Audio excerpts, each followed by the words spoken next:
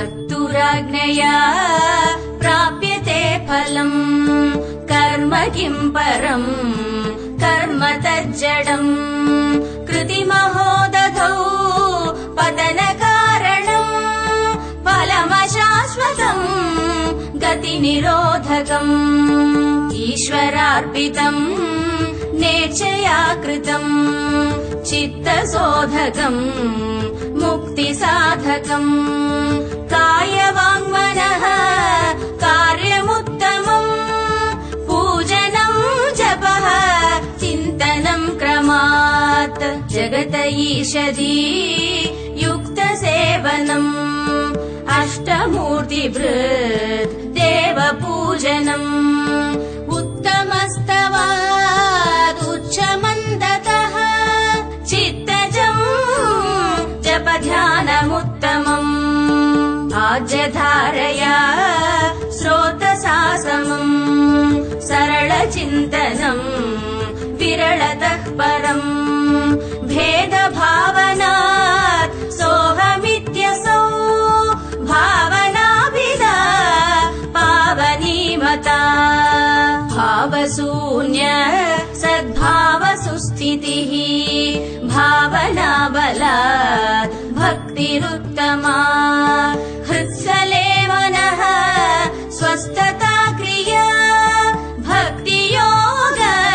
बोधाश्च निश्चितम् वायुरोधना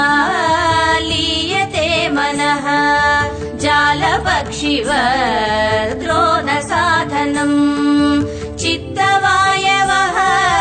चित्क्रियायुताः शाकयोर्मयी शक्तिमूलका लयविनाशने उभयरोधने लयगतम् पुनर्भवति नोऽमृतम् प्राणबन्धना लीनमानसम् एकचिन्तना नासमेत्यदः नष्टमानसोत्कृष्टयोगिनः कृत्यमस्ति किम् स्वस्तितिम् यतः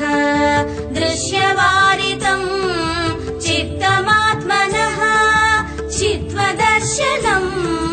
तत्त्वदर्शनम् मानसम् तु किम् मार्गणे कृते नैव मानसम् मार्गार्जवात् वृत्तयस्त्वहम् वृत्तिमाश्रिताः वृत्तयो मनो विद्यहम् मनः अहमयम् कुतो भवति चिन्वतः ऐपतत्यहम् निज विचारणम् अहमिनासभाज्यहमहम् तया स्फुरति हृत्स्वयम् परमपूर्णसत् इदमहम् पदाभिक्यमन्वहम् अहमिलीनकेऽप्यलय सत्तया विग्रहेन्द्रिया प्राणधीतमः नाहमेकसत् तज्जडम् ह्यसत् सत्त्वभासिका चित्क्ववेतरा सत्तया हि चित्तया ह्यहम्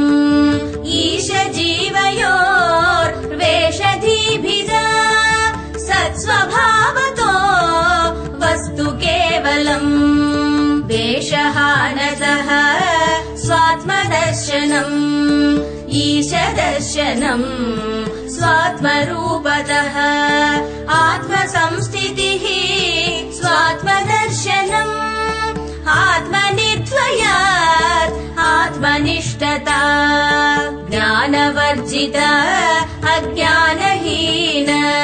चिज्ञानम् अस्ति किम् ज्ञातुमन्तरम् किम् स्वरूपम् इत्यात्मदर्शने